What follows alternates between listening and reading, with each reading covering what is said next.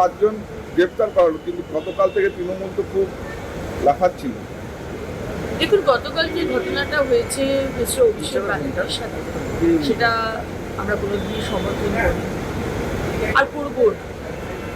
কিন্তু এই একই ঘটনা যখন কয়েক বছর আগে মাননীয় নাড্ডাজি, আমাদের সর্বভারতীয় সভাপতি সেই সময়, তার উপর যখন আক্রমণ হয়েছে, আমাদের বারবার বিভিন্ন নেতৃত্ব, আমাদের আজকের মুখ্যমন্ত্রী তখনকার বিরোধী দলনেতার উপর হয়েছে, ডক্টর সুকান্ত মজুমদারের ওপর হয়েছে, মিস্টার দিলীপ ঘোষের ওপর হয়েছে, তখন কিন্তু এই একই কথা বলেছেন, জনরোষ।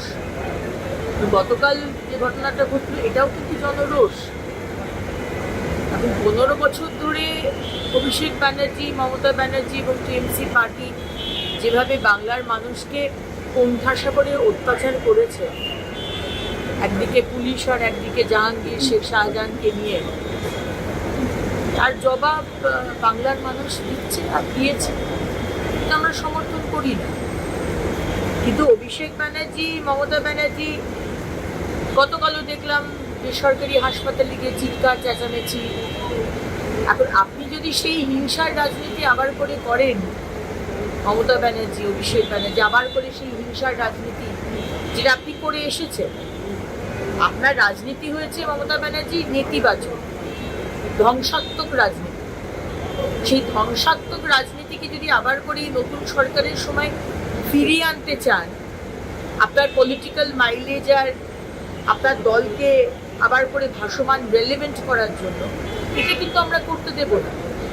You are always welcome to come. আমরা নতুন সরকারকে এই আসার পরে আমরা বাংলাকে একমাত্র ফোকাস উন্নয়ন, সেই ট্র্যাকে আমরা আনতে চাইছি। আর সেইটা যদি আপনি ব্যাঘাত ঘটাতে চান, এটা কিন্তু আমরা সমর্থন করব। অলরেডি আজকে কয়েকদিনের মধ্যে প্রায় 42,000 কোটি টাকা কেন্দ্র সরকার পশ্চিমবঙ্গকে দিয়েছেন এবং আসতেই থাকছে।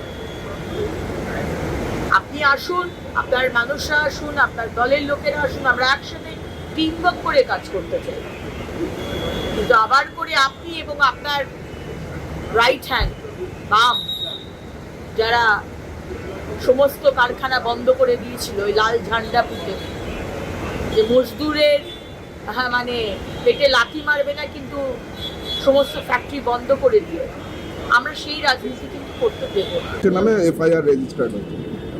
এই ধরনের বহু বহু হাজার হাজার লক্ষ লক্ষ এফআইআর, যেটা জেনুইন করা দরকার ছিল, এই 15 বছর সরকার করে।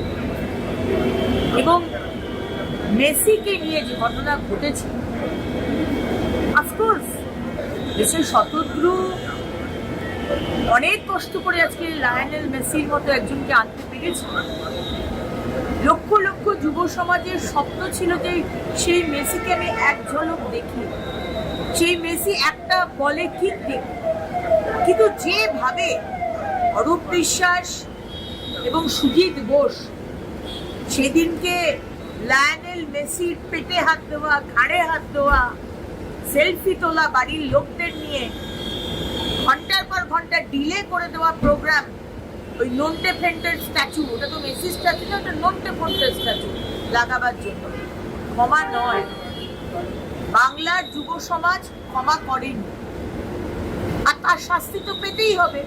15 বছর আপনারা ভেবেছেন ইউ অল আর ইন্ডিসপেন্সেবল, আপনাদের কেউ শাস্তিও দিতে পারবে না, কেউ কোয়েশ্চেন করতে পারবে না, আপনারা সবকিছুর ওপরে, আপনারা ভগবান। কিন্তু আপনারা ভগবান নয়, এটা বাংলার মানুষ প্রতি পদক্ষেপে আপনাদের দেখিয়ে দিচ্ছে চোখে আঙুল দিয়ে।